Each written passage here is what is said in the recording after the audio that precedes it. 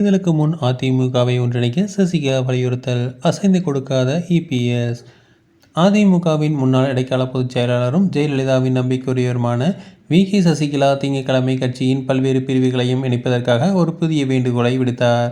அது முன்னாள் முதலமைச்சர் அறிஞர் அண்ணாவின் பிறந்தநாள் போயஸ் கார்டனில் உள்ள தனது இல்லத்திலிருந்து அவர் தெரிவித்த கருத்துக்கள் பாஜக மாநில தலைவர் நயினா நாகேந்திரன் மற்றும் அதிமுக மூத்த தலைவரான செங்கோட்டையன் போன்ற பிற தலைவர்களின் சமரச அழைப்புகளுடன் எதிரொலித்தன. ஆனால் இந்த பிரச்சனையில் மையத்தில் இருக்கும் எடப்பாடி பழனிசாமி இதற்கு மசந்து கொடுக்கவில்லை. 2026 சட்டமன்ற தேர்தலுக்கு முன் அதிமுகவின் பல்வேறு பிரிவுகளும் ஒன்றிணைய வேண்டும் என்று அதிமுகவில் உள்ள அனைவரும் விரும்புகின்றனர். நானும் அதையே விரும்புகிறேன் என்று சசிகலா கூறினார்.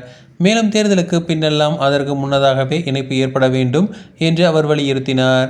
கடந்த காலத்தில் நடந்ததெல்லாம் போகட்டும், இனிமேல் நடப்பவை நல்ல முறையில் நடக்கட்டும் என்று கூறிய அவர் திமுகவை வீழ்த்துவதற்கு ஒன்றிணைப்பாளராக தன்னை காட்டிக்கொண்டார். அவரது அணுகுமுறை எந்த விதத்திலும் கட்டாயப்படுத்துவதாகவோ அல்லது மோதல் போக்கை கொண்டதாகவோ இல்லை. ஆனால் அவர் வலியுறுத்திய அடிப்படை செய்தி பாஜக சொல்வதைப் போலத்தான் இருந்தது. தேர்தலில் வெற்றியடைய பிரிவுகளை ஒன்றாக இணைக்க வேண்டும் என்பதுதான். முந்தைய ஞாயிற்றுக்கிழமை பாஜக மாநில தலைவர் நயினா நாகேந்திரன் அதிமுகவின் அணிகள் இணைவது தமிழகத்துக்கு நன்மை பயக்கும் என்று கூறினார். அத்துடன் திமுக அரசுக்கு எதிரான வலுவான ஆட்சிக்கு எதிரான அலை இருப்பதாகவும் அவர் குறிப்பிட்டிருந்தார். அனைவரும் இணைந்தால் அது நல்லது என்று அவர் கூறினார். சிறிய கூட்டணி கட்சிகள் பிரிந்து செல்வதால் தமிழகத்தில் தேசிய ஜனநாயக கூட்டணிக்கு தற்போது பாஜக மற்றும் அதிமுக ஆகிய 2 பெரிய கூட்டணி கட்சிகள் மட்டுமே உள்ளன.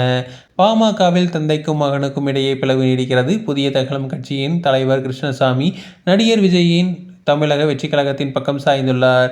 விஜயகாந்தின் தேமுதிக கூட்டணி மீது வெளிப்படையாக அதிருப்தி கொண்டுள்ளது. நிறைவேற்றப்படாத வாக்குறுதிகள் குறித்து புகார் அளித்து வருகிறது.